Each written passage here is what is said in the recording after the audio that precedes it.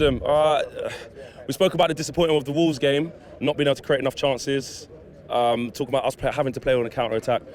That's what we saw today, and even worse, not creating really anything, especially until the second half. Where do you want to start with dissecting why it went so wrong today? Credit to Palace. I'd written Roy Hodgson off and Palace off me, but we just got Mike Bassetted there tonight, didn't we? I mean, 2 banks of 4, played a long ball twice, wait for a mistake, 2 mistakes, 2 goals. Easy to play against United. How do you play against United? Yeah, it's literally give United the ball. That's how you beat United, because we can't do anything with it. Literally, no idea at all. Midfield, non-existent. Like I said, at Wolves, these games are going to come, but we need to be clinical. We need to be sharp at the back. I thought we'd nullified the mistakes at the back, but Maguire and Lindelof were at fault for that first goal. Not close enough, not in line. Didn't win the header in the first place. For God's sake, it wasn't Benteke. I mean, there's a lot of question marks over Lindelof in the air. We know he's great on the floor, and sometimes the question mark is, does he have that presence? Does he have that stature to really go and command? And one guy actually next to me, I kid you not, he said, "Do you think Chris Smalling would have missed that header?" That's what he said. Yeah. Do you think he would have? It's ifs and buts, mate, innit? It doesn't really matter. I mean, the issue isn't with the defence. Mistakes are going to come every now and then, we know that. It's what we do at the other end to actually counteract it.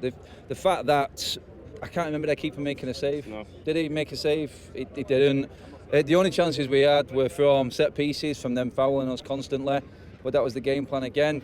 Even when we got the penalty, you're like, we're useless at set pieces. We do nothing from corners. We ain't got a man who can hit a free kick on target. Free kicks, we switched it to Pogba on the free kick. He was over the bar. Rashford a couple over the bar. Switched the penalty taker, still missed.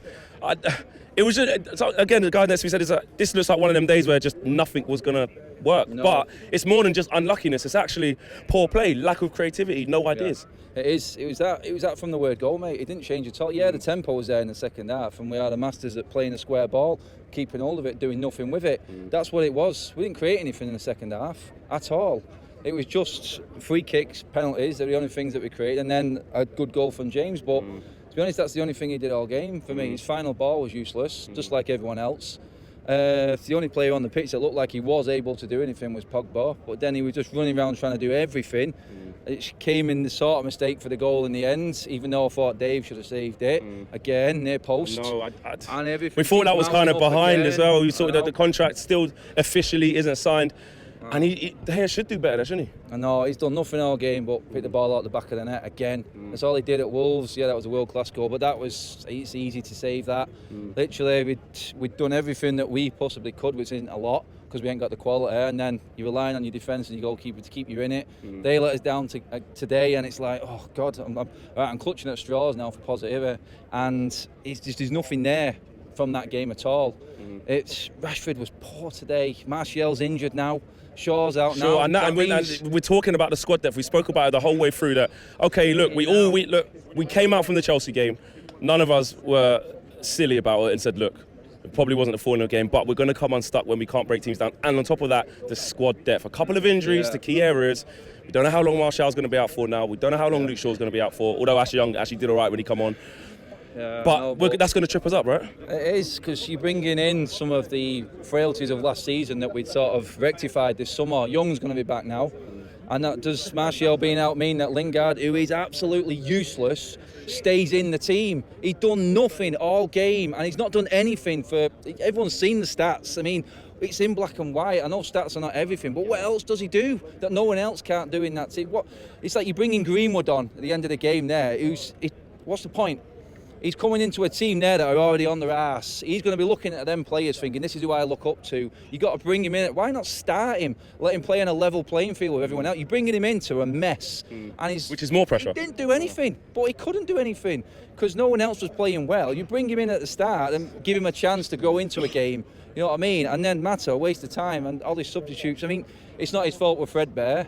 He probably wanted more players, we didn't get them, but again, the starting lineup. Would you start to, apart from the Lingard thing, because with the way we set up, going forward now, would you start to maybe tweak things a little bit, change personnel? What would you do?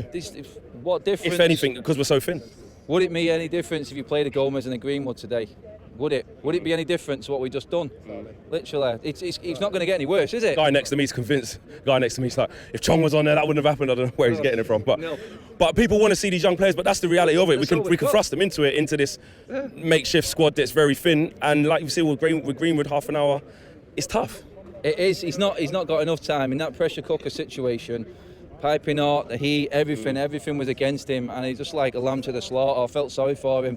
He's looking around there at players, and then you got Martial who's limping around. You got Rashford who's running around like an headless chicken. James who's out of his depth a little bit today, even though he got a good goal.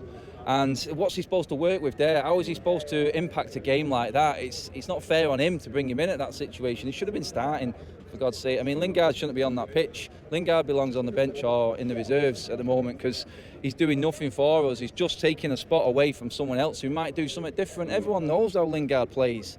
They know exactly his game, which is nothing. You literally just surround him. He's weak on the ball. He's not strong enough. You need something different in there now. I know we've got, because we didn't do anything in the summer, is our young squad, our young players, and it's not ideal, I know, but right now, what else have we got to lose? Because the midfield is literally, it's not there. If Pogba doesn't turn up, we don't turn up. If they don't all have their best game, then we're fucked, basically. You can't do anything because they haven't got the capabilities to have a bad game. So world-class players can have a bad game and still do something. We see it with Pogba. He'll have a poor game, but he'll make an assist. He'll score a great goal. McTominay can't do that. Lingard can't do that. They haven't got it in them. They're playing to their best of their abilities right now. And it was then. And that's it is, isn't it? And that's literally where we are now. It's a sorry state of affairs, but we're clutching at straws for who we've got in the squad. And we knew it was coming. We said it at Wolves, didn't we? We knew games like this were coming. I didn't expect it to be Palace at home, I'll be honest. But it's a worrying sign, mate. It really is. Nice one, Adam. Cheers, man. Cheers. Yes. Big thank you to you guys for watching the latest of our videos. And if you want to check out more, make sure you do that just to the right of me. We are the biggest and best Manchester United channel in the world. Make sure you check us out on all of the socials as well. Facebook, Instagram, Twitter, and YouTube. The socials are along the bottom. Peace.